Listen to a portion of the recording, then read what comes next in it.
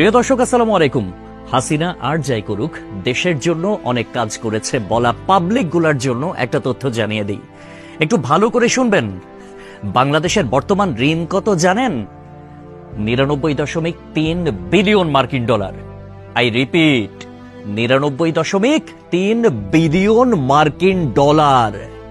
আর গত বছরে পাচার হয়েছে কত জানেন? 94 বিলিয়ন মার্কিন ডলার।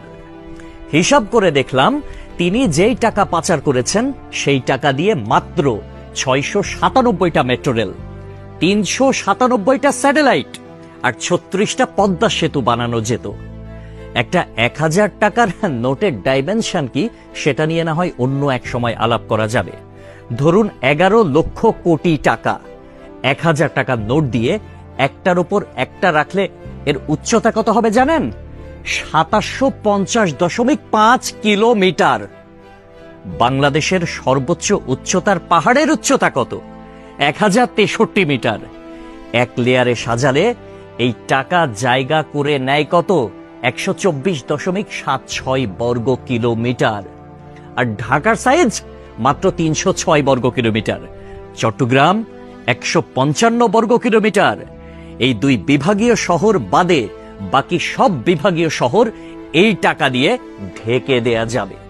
পাশাপাশি যদি বসান তাহলে লেংথ হবে কত জানেন? 1782349.6 কিলোমিটার।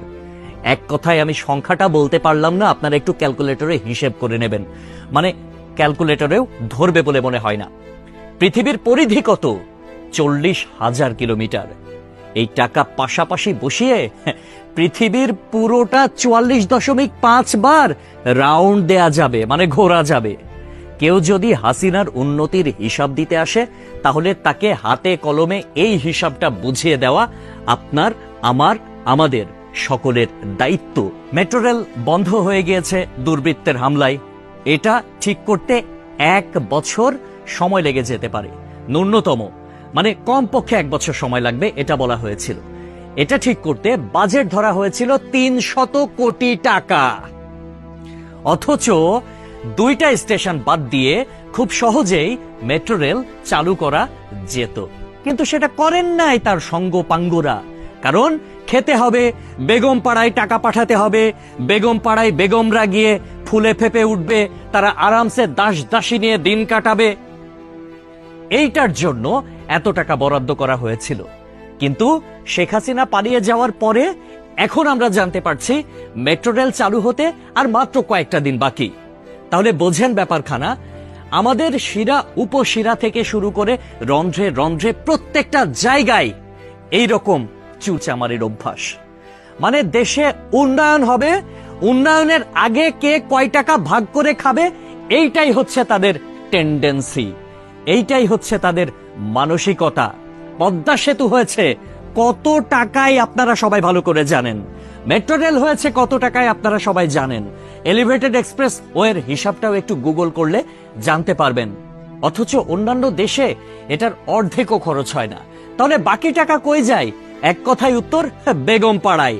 তবে একটা বিষয় ভালো লেগেছে, শেখ হাসিনা পলায়ন করেছে, কিছু নেতাকর্মী তারা বাংলাদেশে আটকা পড়েছে, তাদের বেগমরা কিন্তু ঠিকই বেগম পাড়ায় এখন আছে, আর তারা এই আমাদের অজ পাড়া গায়েই রয়ে গেছে।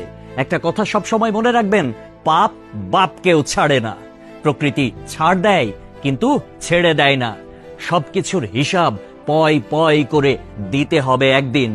সবাই ভালো থাকবেন। আসসালামু আলাইকুম।